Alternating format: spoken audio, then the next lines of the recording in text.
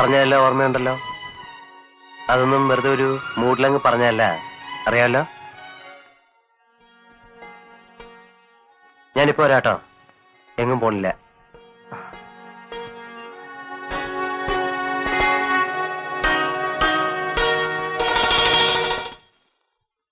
മാഷെ, അതിനിപ്പോ ചാടിക്കേറി അങ്ങനെ തീരുമാനം എടുക്കണ്ടെന്നേ ഞാൻ പറയുന്നുള്ളൂ. കുറെ ദിവസത്തേക്ക് മാഷ് മാത്രമേ അവളെ കാണുന്നുള്ളൂ. കുറെ ദിവസത്തേക്കല്ല തങ്ങളെ, ഇനിയെന്നും. ആദ്യമായിട്ട് ഒരു പെണ്ണോട് ഇഷ്ടം തോന്നി, അതങ്ങനെ ആ വഴിക്ക് പോയി. ആദ്യമായിട്ട് ഒരു പെണ്ണുമായിട്ട് ബന്ധപ്പെട്ടു, അവളും പോയാൽ ഞാൻ പിന്നെ ഐ വിൽ റൂയിൻ മൈസെൽഫ്. നിങ്ങൾക്കൊക്കെ അറിയുന്നതിനേക്കാൾ എനിക്കറിയാം എന്നെ. തങ്ങളെ ഞാൻ തങ്ങളായിട്ടല്ല കാണുന്നത്, എന്റെ ഒരു ചേട്ടനെ പോലെ. തങ്ങളിതിൽ ബിസിനസ് വിചാരിക്കരുത്. എന്ത് നഷ്ടം ഉണ്ടായാലും അത് ഞാൻ നികത്താം. ആ കുട്ടി മണ്ണാറത്തുടയിലേക്ക് വരും. തങ്ങളായിട്ട് അതാ മറ്റേ സ്ത്രീയായി സംസാരിച്ചിട്ട് എന്താ വേണ്ടച്ചാ ചെയ്തു തരണം. ഒരേട്ടന്റെ സ്ഥാനത്ത് നിന്നിട്ട് തങ്ങൾ അവളുടെ കൈ പിടിച്ച് എന്റെ കൈ വെച്ച് തരണം.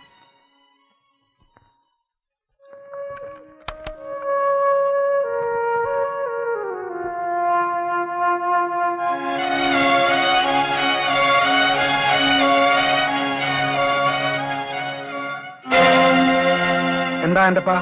ഹോട്ടലിൽ നിന്ന് ഒരു ചെക്കൻ വന്ന് പറഞ്ഞു ഉടനെ അങ്ങോട്ട് ചെല്ലണമെന്ന്. റെയ്ഡാണോ? റെയ്ഡല്ല, വേറെ എന്തോ കുഴപ്പം. ആ സ്ത്രീ അവിടെ എന്തോ പ്രശ്നം ഉണ്ടാക്കുന്നുണ്ട്. നീ ടാക്സിലല്ലേ വന്നത്? ആ. മാഷ് വരണമെന്നില്ല? ഇല്ല, ഞാൻ കൂടെ വരാം. അയ്യോ, എന്റെ കുഞ്ഞു പോയി. എന്നോടൊരു വാക്ക് പോലും പറയാതെ പോയി കളഞ്ഞ്. നിങ്ങൾ ഇവിടുന്ന് ഒച്ച വയ്ക്കാതെ പെണ്ണും പിള്ളേ.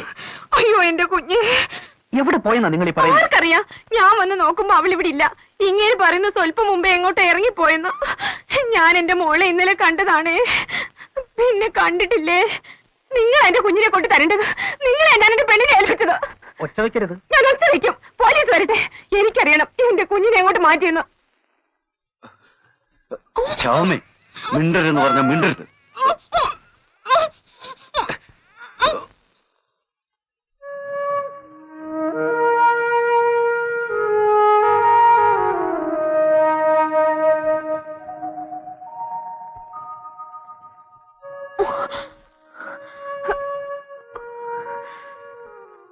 എന്താ ദാമോദര ശരിക്കും ഉണ്ടായത്?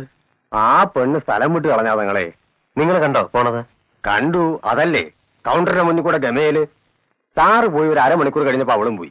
ഞങ്ങൾ ഉദ്ദേശിച്ചത് നിങ്ങളുടെ എന്തോ അഡ്ജസ്റ്റ്മെന്റ്സ് ആയിരിക്കും എന്നാ. എങ്ങോട്ടായിരിക്കും അവള് പോയിരിക്കുക? അവളിപ്പോ എവിടെയോ എത്തിക്കാണും. പോണതിന് മുമ്പ് കൗണ്ടറിൽ വിളിച്ച ട്രെയിനിന്റെ സമയം ചോദിച്ചു. അത് മാനേജർ പറഞ്ഞു. എപ്പോഴാ ട്രെയിനിന്റെ ടൈം? ട്രെയിനൊക്കെ രാവിലെ പോയില്ലേ. അവൾ ഇറങ്ങുന്ന വണ്ടിയുടെ ടൈമിനാ. നിങ്ങൾ ഈ പറയുന്ന നേരാണോ? ഏത് കോടതിയിൽ വേണേലും ഞാൻ വന്ന് പറയാം. എന്താ പോരെ ചേട്ടത്തിക്ക്?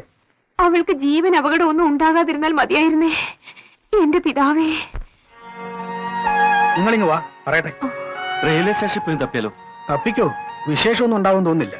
ആ പെൺകുട്ടി കള്ളിയാ, എനിക്കത് ആദ്യമേ തോന്നിയതാ.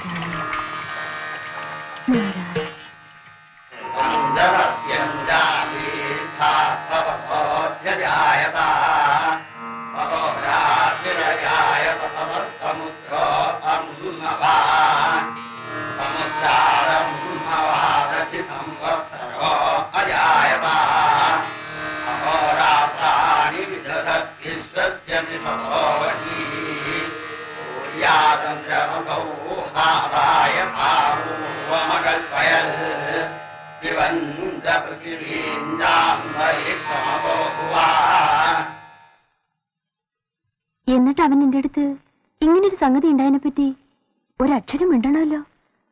മൂപ്പരാകെ ചളിച്ചിട്ടുണ്ടാവേ. അന്ന് അവൻ എന്നോടൊന്ന് പറയണ്ടായി രാധ ഇഷ്ടായിന്ന്. എന്ന് വെച്ച് ഇങ്ങനെയൊക്കെ കാട്ടിക്കൂട്ടി കളയുന്ന ആര് കരുതി? പ്രാന്തൻ എന്നോട് പറഞ്ഞപ്പോരായിരുന്നോ? പിന്നീട് കക്ഷി രാധയെപ്പറ്റി എപ്പോഴെങ്കിലും എന്തെങ്കിലും ചോദിച്ചിട്ടുണ്ടോ? ആ, അവനായി അവന്റെ പാടായി.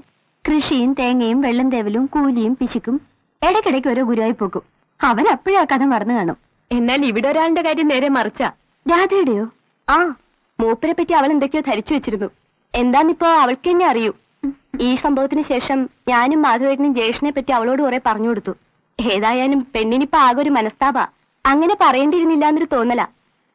ഇന്നിവിടെ വന്നാ സംസാരിക്കണമെന്ന് പറഞ്ഞിരിക്കുന്നു അവള്. വരാഞ്ഞപ്പോ ആകെ വിഷമായി കാണും.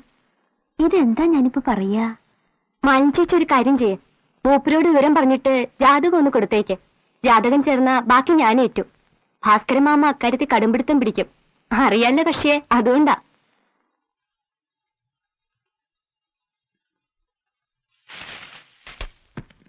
അങ്ങനെ ഇപ്പൊ കൊടുത്തയക്കാനുള്ളതല്ല എന്റെ ജാതകം. അങ്ങനെ നോക്കിയിട്ട് എനിക്കിപ്പോ ഒരു കല്യാണം വേണ്ട. ഡാ, ഇത് എല്ലായിടത്തും ഉള്ളൊരു ചടങ്ങല്ലേ? അവര് നോക്കട്ടെ. അല്ലെങ്കിൽ ആ കുട്ടിയുടെ ഇങ്ങോട്ട് വാങ്ങിപ്പിച്ച് നമുക്ക് ഇവിടെ നോക്കിക്കാം. വേണ്ടെന്ന് പറഞ്ഞില്ലേ? ജാതകം നോക്കാതെ അവൾക്ക് വരാൻ സൗകര്യം ഉണ്ടെങ്കിൽ വന്നാ മതി എന്ന് ഞാനാ പറഞ്ഞെന്ന് അവളോട് നിങ്ങളെന്ന് പറയും. അവൾ ആരാന്ന് വിചാരിച്ചേ?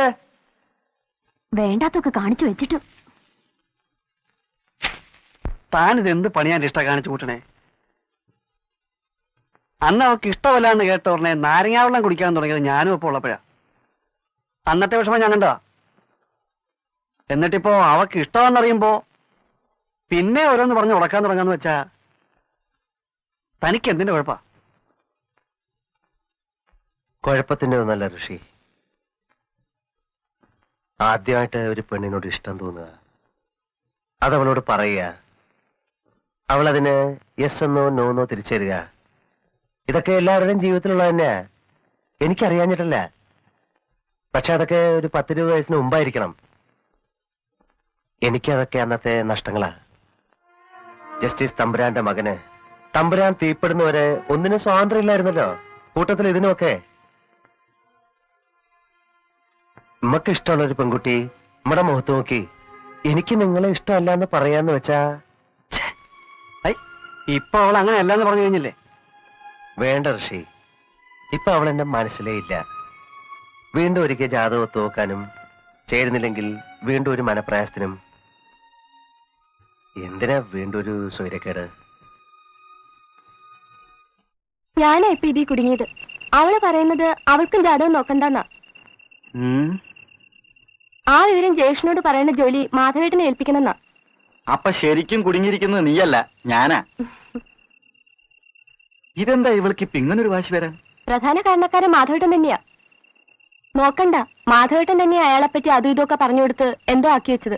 ഞാൻ എന്ത് പറഞ്ഞു എന്നാ? അയാൾക്ക് ഈ ടൗണിൽ അയാളുടേതായ ഒരു അണ്ടർവേൾഡ് ഉണ്ട്. അയാൾ എന്തെങ്കിലുമൊക്കെ ചെയ്തു കളയും. അതെ, ഞാൻ എങ്ങനെ എന്തെങ്കിലും പ്രൊവോക്കേഷൻ പ്രതീക്ഷിച്ചു?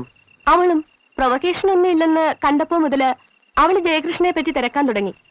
ഫ്രണ്ട്സിനിടയിലും കോളേജിലെ പഴയ സ്റ്റാഫിനോടും പിന്നെ ഈ എന്നോടും. ആ ബസ് ഓണർ ബാബുവിന്റെ നീസൊക്കെ അവളുടെ ക്ലാസ്സിലാണേ. തിരക്കി ചെന്നപ്പോ ഒരുപിടി കഥകള്, അങ്ങോരുടെ നൈറ്റ് ട്രിപ്പുകള്, ഗുരുവായൂർ പോക്കെന്നും പറഞ്ഞ് വീട്ടിൽ നിന്ന് ചാടല്, ധാരാളിത്തം, മറ്റുള്ളവരെ വട്ടത്തിലാക്കല്. അതും അവള് കണ്ട മുഖമായിട്ട് ഒരു പൊരുത്തമില്ലെന്ന് കണ്ടപ്പോ മുതല് പെണ്ണിന് ക്യൂരിയോസിറ്റിയായി. അവള് പറയണത് ഇത് രണ്ടും അല്ലാത്തൊരു മുഖം ജയകൃഷ്ണൻ ഉണ്ടാവുന്ന. ഇത് എന്താ ഈ കുട്ടിക്ക്? ജാതകം നോക്കാതെ ചെല്ലാൻ തയ്യാറുണ്ടെങ്കിൽ ചെന്നാ മതിയെന്ന് ജയകൃഷ്ണൻ പറഞ്ഞേച്ചില്ലേ? ആ സ്റ്റേറ്റ്മെന്റ് മൂപ്പത്തി ഇപ്പൊ അങ്ങോരെ കുറിച്ച് ബിൽഡപ്പ് ചെയ്ത് വെച്ചിരിക്കുന്ന ഹീറോ ഇമേജിന് പാകം. അല്ല, ഇനിയിപ്പൊ അങ്ങോരും ഒക്കെ പറഞ്ഞാലും അച്ഛനെ ഇതെങ്ങനെ ഒന്ന് കൺവിൻസ് ചെയ്തെടുക്കുന്ന ഒരു പ്രോബ്ലം ഉണ്ട്.